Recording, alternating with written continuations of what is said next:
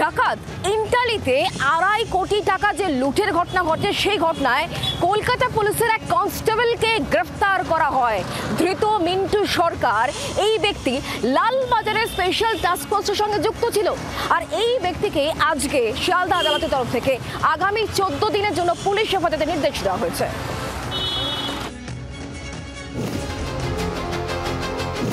খাস কলকাতায় অস্ত্র দেখিয়ে ডাকাতি, কোটি কোটি টাকা লুট। তদন্তে নেমে এক পুলিশ কর্মীকেই পাকড়াও করলো পুলিশ। এন্টালিতে 2.5 কোটি টাকা লুটের ঘটনায় গ্রেফতার মিন্টু সরকার নামে কলকাতা পুলিশের এক কনস্টেবল। জানা গিয়েছে, ধৃত কলকাতা পুলিশের স্পেশাল টাস্ক ফোর্সের কনস্টেবল ছিলেন। মঙ্গলবার রাতে তাকে গ্রেফতার করে কলকাতা পুলিশের গোয়েন্দা বিভাগ। বুধবার ধৃতকে শিয়ালদা আদালতে তোলা হলে 28শে মে পর্যন্ত পুলিশ হেফাজতের নির্দেশ দেন বিচারক। পুলিশ সূত্রে জানা গিয়েছে, গত 5ই মে এন্টালিতে একটি বৈদেশিক মুদ্রা বিনিময় সংস্থার 2 কর্মী পার্ক সার্কাসে যাওয়ার জন্য ট্যাক্সিতে ওঠেন। ব্যাংকে জমা দেওয়ার জন্য তাদের কাছে নগদ 2,66,00,000 টাকা ছিল। ফিলিপস মোড়ে পৌঁছতেই জোর করে ট্যাক্সিতে উঠে পড়ে অজ্ঞাত পরিচয় 2 ব্যক্তি।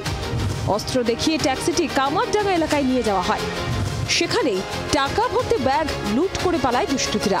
তদন্তে নেমে ট্যাক্সির চালক আলমগীর খান সহ একে একে 6 জনকে গ্রেফতার করে পুলিশ। ধৃতদের জেরা করে উঠে আসে কনস্টেবল মিন্টু সরকারের নাম। ডাকাতির ঘটনায় তার ঠিক কি ভূমিকা ছিল তা খতিয়ে দেখছেন তদন্তকারীরা। ক্যামেরায় অরিন্দমের সঙ্গে রনয়ের রিপোর্ট, জি 24 ঘন্টা।